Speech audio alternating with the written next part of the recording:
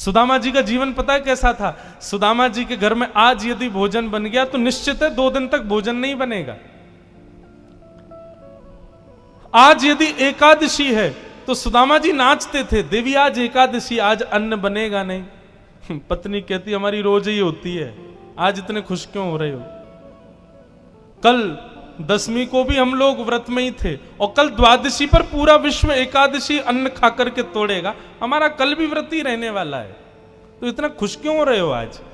सुदामा जी कहते मैं इसलिए खुश हो रहा हूं कि मैंने सुना है एकादशी के दिन जब कोई व्रत करता है तो ठाकुर जी उससे और प्रेम करते हैं। मैं और तू कितने भाग्यशाली, दुनिया के लोग महीने में 2 एकादशी करते हैं, मैं और तू तो 6-7 एकादशी करते हैं दिन में, महीने में। ठाकुर जी हमसे कितना प्रेम करते हैं। अपनी हर स्थिति को पॉजिटिव वे में सोचते हैं श्री सुदामा जी, उसमें कभी अपने आप को कोसते नहीं कि मेरे पास धन नहीं, अन्न नहीं, ये व्यवस्था नहीं, हर चीज में सोचते हैं ठाकुर जी की कृपा। सूरदास जी के पास नेत्र नहीं थे, दुनिया के लोग कोसते, बोले कि यार तुम 24 घंटे भगवान का नाम गाते हो और उस भगवान ने तुमको आंख भी नहीं दी। सूरदास जी इतना सुंदर तर्क देते, बोले अरे भले आदमी जरा बात तो सुन। बोले बताओ। बोले तुमको आंख दी है भगवान ने, इसका मतलब तुम कभी कल को गड्ढे में गिरे ना तो लोग तुमको ही कोसेंगे, अरे देख के नहीं चलता है। लेकिन मैं कभी गड्ढे में नहीं गिरता, क्यों? क्योंकि तुम तो अपनी जिम्मेवारी पर अपनी आंखों से देख के चलते हो।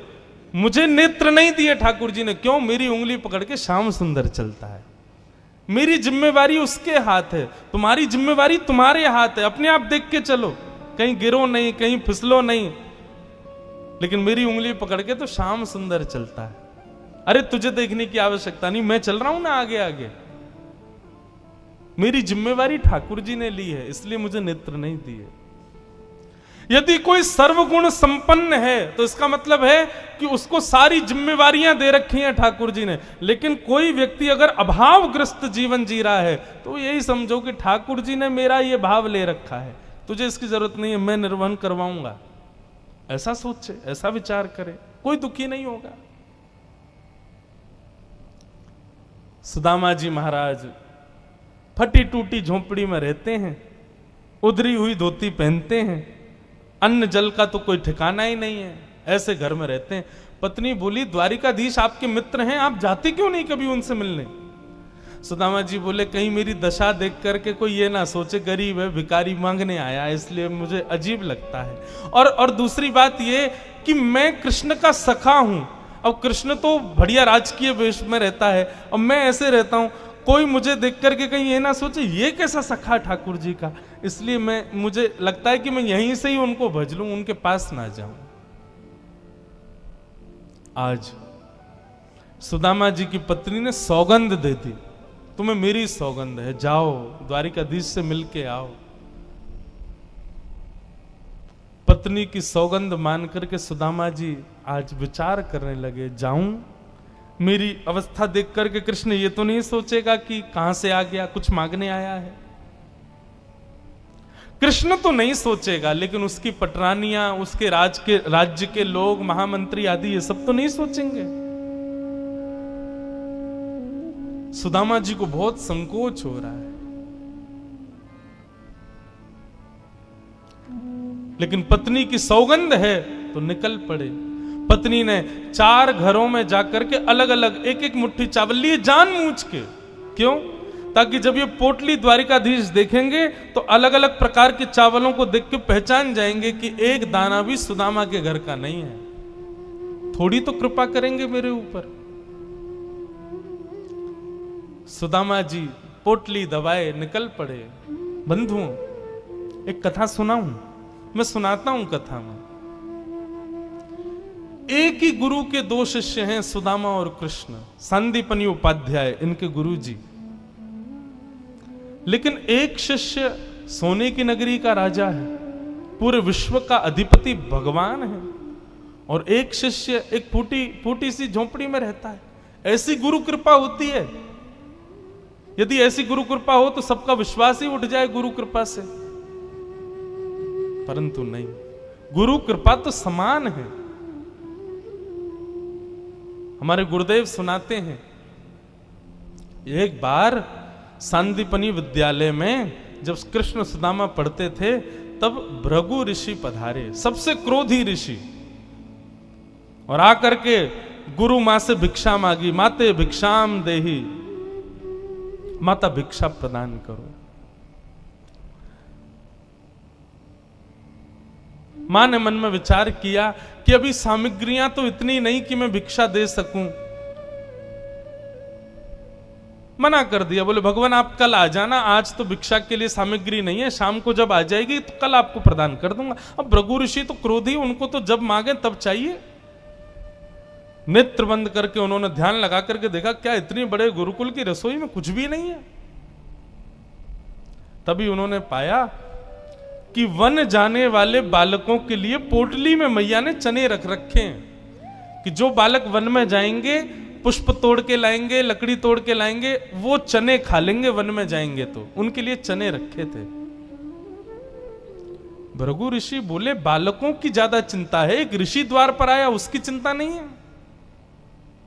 थोड़ी दूर जाकर के अपने कमंडल के जल से श्रापित कर दिया, जो भी उन चनों को खाएगा वो लक्ष्मीहीन हो जाएगा, उसके जीवन से लक्ष्मी चली जाएगी, वो निर्धन हो जाएगा।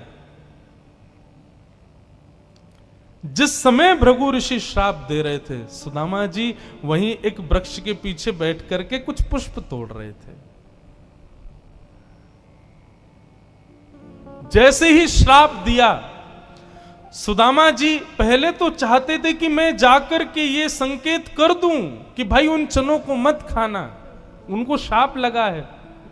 लेकिन तभी गुरुकुल जाते समय देखा कि सामने से अपने दोनों कमर पर पोटलियां बांध करके कृष्ण चले आ रहे हैं। सुदामा जी बोले लाला कहां जा रहे हो? बोले आज तोकू और मोकू वन में जावे की सेवा मिली है, मोए और तोए वन से पुष्प और तुलसी तोड़ के लानी है, लकड़ी तोड़ के लानी है। चल देख गुरु मैया ने वन में खावे के काजे चना भी दिए, दोनों प्रेम से पाएंगे और प्रेम से वहां से बढ़िया सब कछु लेके आएंगे। आज बालकन में हमारो नंबर आया हो वन में जावे को। सुदामा जी की नजर पोटलियों पर पड़ी, बोले कन्हैया कहीं खा नहीं ले, फेंक देंगे तो कहीं अंकुरित होके वृक्ष बन गए, कोई भी खाएगा तो लक्ष्मीहीन हो जाएगा, मेरो कन्हैया खा लेगो तो लक्ष्मीहीन है जाएगो। सुदामा जी जिद करने लगे, बोले सुन तू बाकी के सामान रख अपने पास, ये पोटली मोह दे दे मैं बांधूं अपने कमर पे। ठाकुर जी बोले क्यों, मैंने बांध तो रखी। बोले तेरो भरोसा ना है, तो को भूख लगेगा तो मेरे बटके ने खा जाएगो, मोकू दे, जब भूख लगेगी तो दोनों बांट के खाएंगे। और जिद करके सुदामा जी ने दोनों पोटली अपने पास रख ली। वन में वृक्षों की लकड़ी तोड़ रहे हैं, पुष्प तोड़ रहे हैं, फल तोड़ रहे हैं। सुदामा जी मौका ढूंढ रहे हैं, कब मौका मिले मैं भागूं एकांत में चने खा लूं। तभी जोर की बारिश होने लगी। बारिश के कारण ठाकुर जी तो एक वृक्ष के नीचे जाकर के खड़े हो गए। अरे आजा सुदामा यहीं खड़ो है जा, बहुत वर्षा है रही है। पर सुदामा जी एक बगल में एक और विशाल वृक्ष था, उसके ऊपर चढ़ गए, डाल पर जाकर के बैठ गए। वर्षा हो रही थी, ठाकुर जी एक वृक्ष के नीचे खड़े हैं, दूसरे वृक्ष के ऊपर सुदामा जी बैठे हैं। सुदामा जी बोले यही सही समय है, और पोटलियां खोल करके सुदामा जी खाने लगे। ठाकुर जी ने देखा, ए सुदामा मेरे उचना है बा में, खा मत जाइयो, रुक जा वर्षा रुकंद मैं हूं आ रहा हूं ऊपर। लेकिन सुदामा जी के नेत्रों से आंसू गिर रहे हैं।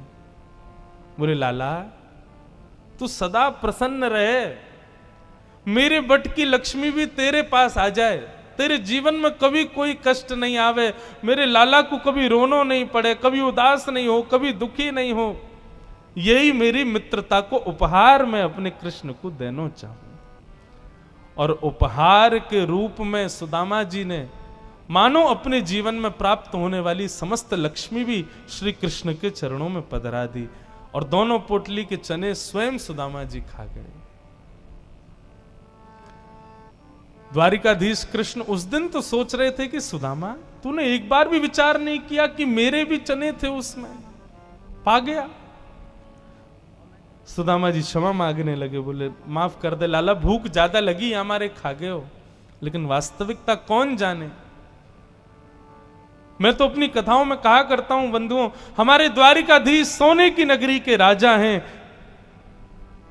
राजा तो उग्रसेन है, लेकिन फिर भी राजा द्वारिकाधीश को ही माना जाता है। ये सब सुदामा की देन है द्वारिकाधीश को। सुदामा की बटकी लक्ष्मी है द्वारिका में। सुदामा एक निर्धन जीवन जीता है, सुदामा एक सामान्य जीवन जीता है। क्यों? ताकि मेरो लाला प्रसन्न रहे, मेरो कन्हैया प्रसन्न रहे, वाकू कोई कष्ट नहीं हो। सखा हो तो ऐसा हो।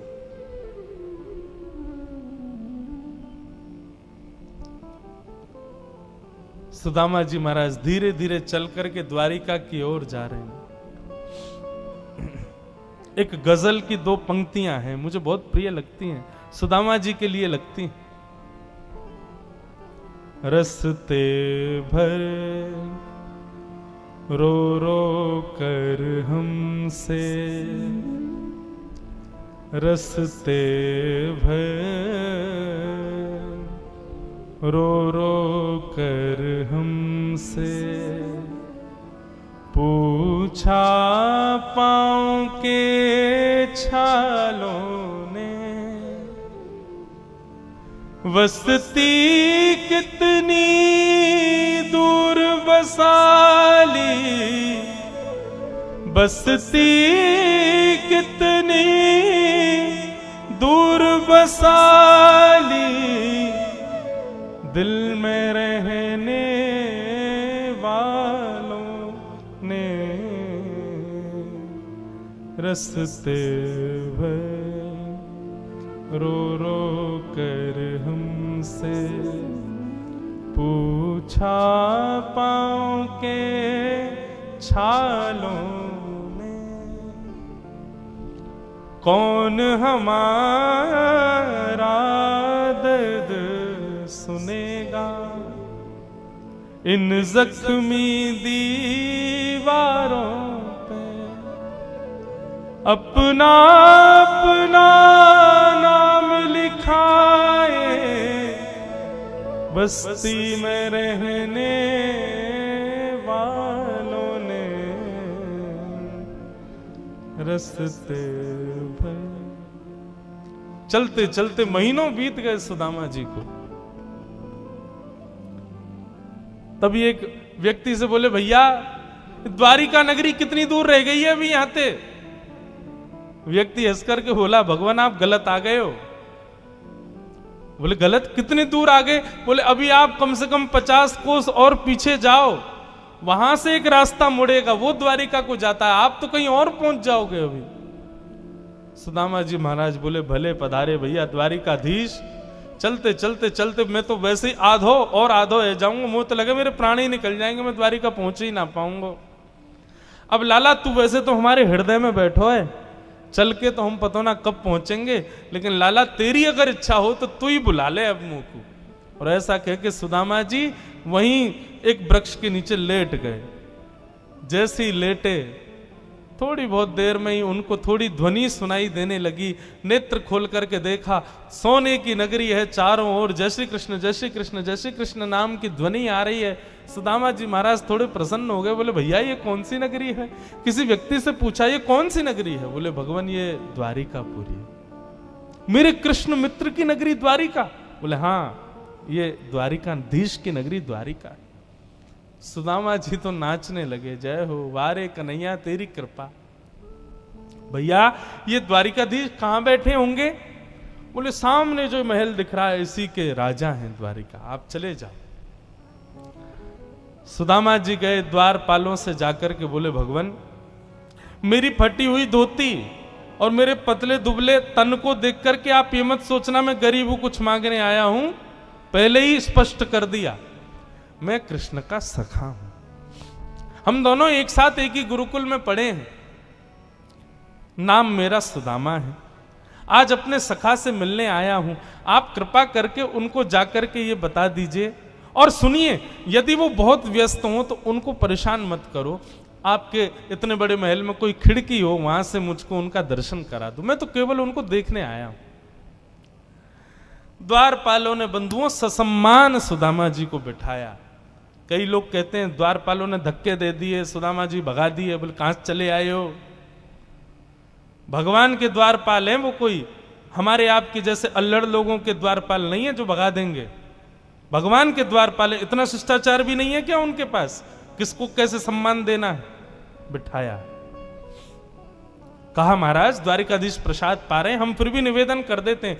भीतर जाके द्वारपालों ने जैसे ही बताया, द्वार पर आपके सखा आए हैं, बचपन के मित्र हैं, नाम उन्होंने सुदामा बताया है। सुदामा नाम सुनते ही भगवान कवल खा रहे थे, खाते खाते रुक गए। बोले क्या नाम बताया? बोले सुदामा। मेरे बचपन के सखा सुदामा आए हैं बाहर? बोले हाँ नाथ, सुदामा जी आए। आप प्रसाद पा लीजिए, हमने उनको कह दिया है आप जब निवृत्त हो जाएंगे तब दर्शन कराएंगे। भगवान बोले प्रसाद ये आवश्यक है? मेरे मित्र आए, सखाएं बाहर खड़े, तुम उनको बाहर ही छोड़ के आ गए। भगवान आज पहली बार बीच प्रसाद से उठ गए, दौड़े। महामंत्री, सेनापति, पत्नियां सब दौड़ रही हैं। ऐसा कौन आ गया जिसके लिए भोजन छोड़ के भागे? द्वार पर दीनहीन सी अवस्था है, सुदामा जी खड़े। भगवान ने जाकर के हृदय से लगा लिया। बार बार उनके मुख को देखते हैं, फिर हृदय से लगाते हैं, फिर देखते हैं, फिर हृदय से लगाते हैं।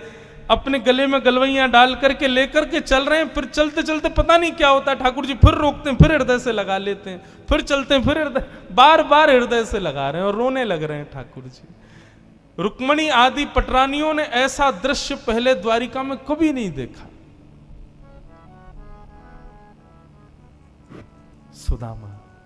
सुदामा जी को ले जाकर के द्वारिका के सिंहासन पर बिठाया। भगवान ने अपने नेत्र के अश्रुओं से सुदामा जी के चरणों को धोया और संपूर्ण जल द्वारिका के चारों दिशाओं में छिड़क दिया। बोले हमारी द्वारिका पवित्र हो जाएगी। सुदामा जी के चरणों का चरणामृत। सुदामा जी कह रहे हैं लाला मैं इन सबके योग्य ना हूं, ये सब कहा कर रहे हो भैया? ठाकुर जी बोले आप किसके योग्य हो और कौन किसके योग्य, मुझसे बढ़िया कोई नहीं जानता। चुपचाप बैठे रहो, जो कर रहे हैं करने दो। जो लक्ष्मी सदा के लिए विहीन हो गई थी, उस वही लक्ष्मी आज सुदामा जी के चरण पहुंच रही है। कौन? रुक्मणी। भगवान की सुदामा जी की थोड़ी मैत्री चर्चा हुई। सुदामा जी से भगवान ने पूछा सुदामा जी ब्याह हो गए आपके? बोले हाँ लाला है क्यों ब्याह। बोले ब्याह कर लिया, हमको नहीं बुलाया। बोले लाला कर्जा लेके ब्याह कियो और वह ब्याह में भी सबन को भोजन करावे के चक्कर में मैं और तेरी भाभी तो भूखे ही रहे। 4 दिन बाद पड़ोसी ने आके भोजन दियो तब जाके तो पेट भरो। अब वहां में तो को बुलाते तो लाला तो पवानो तो बहुत दूर की बात, अब तू आतो तो तेरे संग घोड़ा आते, सैनिक आते, इनको ही नहीं पवा पाते। ऐसे ब्याह में फिर हम कैसे बुलाते लाला, हमारे निमंत्रण ना दियो। मेरी छोड़ लाला, तू बता तेने ब्याह कर लियो? बंधुओं, ठाकुर जी के पुत्र प्रद्युम्न की, अनिरुद्ध की आयु 50 वर्ष, भगवान के परपौत्र की आयु 25 वर्ष और स्वयं दादाजी भगवान की आयु 16 वर्ष। ठाकुर जी 16 वर्ष की दिखते हैं हमेशा, कभी उससे बड़े नहीं होते। ठाकुर जी सदा 16 वर्षीय रहते हैं।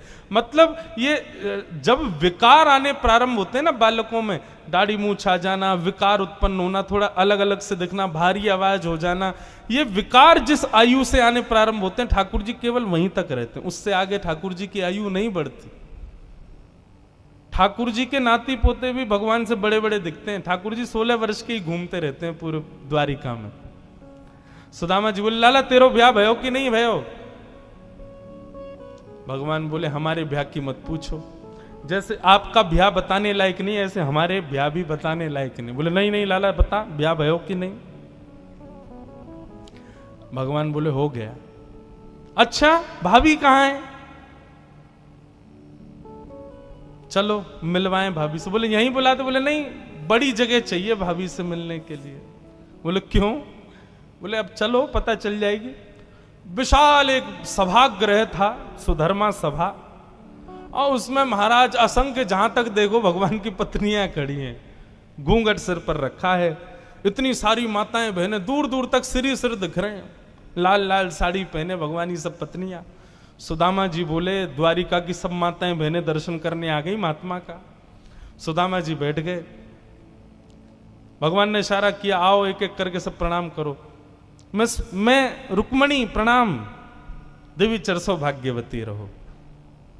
मैं जामवती प्रणाम, देवी चरसो भाग्यवती रहो। मैं सत्यभामा प्रणाम, देवी चरसो भाग्य, एक एक करके भगवान की। मैं कालिंदी प्रणाम, देवी चरसो भाग्यवती रहो। मैं भद्रा, मैं लक्ष्मणा, सब प्रणाम करती हुई 500 पत्नियां प्रणाम कर गई भगवान की। सुदामा जी बोले लाला कोई मसनद दे दे। बोले क्यों? बोले मेरा हाथ थगोने के नीचे धर लूंगा, यहाँ पे मेरे मेरे मेरे हाथ में दर्द है रो लाला। ठाकुर जी ने मसनद रख दी, सुदामा जी उससे ही आशीर्वाद दे रहे, प्रणाम प्रणाम सबको आशीर्वाद। जब 1000 पत्नियां प्रणाम कर गई, ठाकुर जी खड़े खड़े देख रहे थे। सुदामा जी बोले लाला यहां पे आइयो, कितनी और हैं अभी? भगवान बोले 16,108। अच्छा लाला ये सब अपनी है? भगवान बोले हाँ सब अपनी। वाह लाला तेने इतने सारे ब्याह किए, 16,108। अरे भैया हमें एक में ही बुला ले तो हम भी आ जाते मालपुआ खावे। हमने एक किया वहां में नहीं बुलाया, तू नाराज है क्यों? तेने इतने सारे के एक में ही बुला ले तो। ठाकुर जी बोले कितने ब्याहों में तो मैं भी नहीं गया था, मेरे बिना ही ब्याह है गया, बिना दुल्हा के ही बारात चल गई। बोले लाला देख पतलो दुबलो सो में सुदामा 500,000 पत्नियां प्रणाम कर गई, मेरा तो अभी से बीपी हाई है गो। लाला 16,000 इनको आशीर्वाद दूंगा तो मुंह तो लगा मेरे प्राण ही निकल जाएंगे। एक काम कर, पत्नी तो 16,108 है, पति तो अकेलो तू ही है ना? बोले हाँ। एक काम कर तू मुंह को प्रणाम कर, मैं तू को आशीर्वाद दे दूं। और सब पत्नियों की ओर से द्वारिकाधीश दंडवत कर रहे हैं और सुदामा जी दोनों भुजा से आशीर्वाद दे रहे हैं। इस दृश्य को देख करके द्वारिका के लोग बलियां लेने लगे, जय हो धन्य है हमारे द्वारिकाधीश। एक ब्राह्मण को कितना सम्मान देना चाहिए, द्वारिकाधीश से सीखो।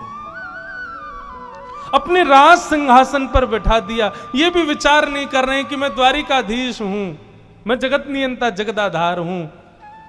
साष्टांग दंडवत प्रणाम कर रहे हैं सुदामा जी को, सुदामा जी उनको आशीर्वाद दे रहे हैं। ऐसे कृष्ण सुदामा प्रेम मिलन को हम बारंबार प्रणाम करते। बंधु सुदामा जी से बहुत कुछ सीखा जाता है। जीवन में कैसी भी परिस्थिति आ जाए उसमें सकारात्मक ही रहो, कभी भी दोष मत दो ठाकुर जी को, ठाकुर जी क्या कर दिया आपने, नहीं। हम सब अपने प्रारब्ध को भोग रहे हैं। हर भाव में ठाकुर जी की कृपा का अनुभव करो, ठाकुर जी इतना सम्मान देंगे। फिर सुदामा जी वापस लौट करके जब आए तो कुटिया की जगह बड़े बड़े महल खड़े थे। सुदामा जी मंदिर देख के डर गए, पर भगवान की कृपा है। ठाकुर जी ने कहा देखो सुदामा जी। सुदामा जी बोले लाला इतनी व्यवस्थाओं में भजन नहीं होता, मैं तो वन में जाके भजन करूंगा। सुशीला और वहां के बालक रहे आएंगे महल में। ठाकुर जी बोले व्यवस्था मेरे से विमुख व्यवस्था होगी तो भजन नहीं होगा, मुझसे युक्त व्यवस्था यदि मिलेगी तो उसमें भी भजन करोगे, इसलिए चिंता मत करो। सुदामा जी महल में रहने लगे। इस प्रकार भगवान ने कृपा की। बोलो भक्तवत्सल भगवान की जय।